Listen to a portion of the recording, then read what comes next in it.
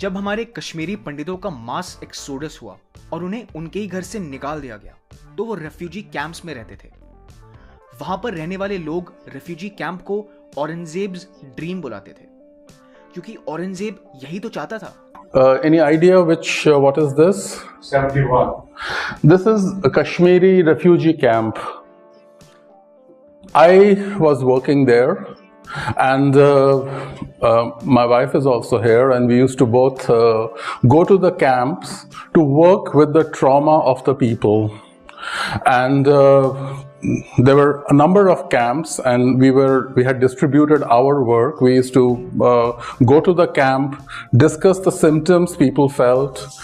Most of them could not sleep. Most of them had nightmares. Most of them had many symptoms. We used to discuss this, help them with exercises, talks to heal, and then come back.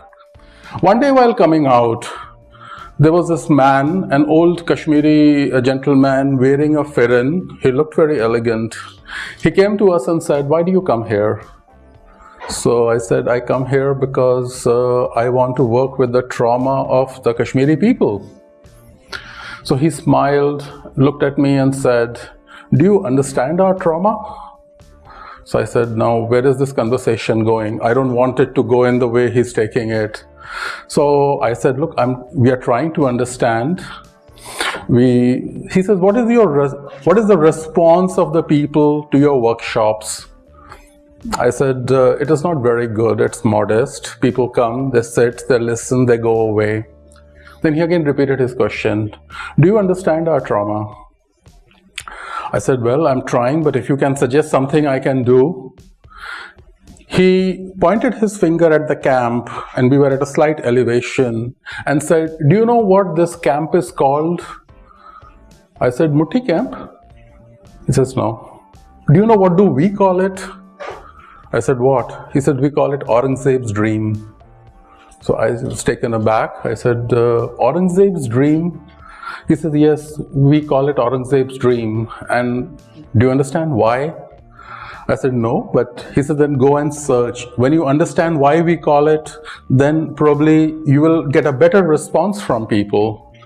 Now, to a Western trained mind like me, it was quite frankly insult. Okay, here is this person telling me that, but anyway, I went back. I started studying about Aurangzeb. I had vaguely known him as someone who was anti-Hindu, who was fanatic, this and that, nothing more than that. But I was curious to find out that why a school teacher came up to me pointing at the camp of Kashmiri Pandits and said, "This is called Aurangzeb's dream." I studied about Aurangzeb. I discovered that in almost 300 years ago, somebody had told Aurangzeb that if you can convert the Kashmiri Pandits to Islam, the whole of India will convert. So if you can convert Kashmir to Islam, the whole of India will follow through. So hearing that, he had asked his governor that convert all these people and don't care about the methods.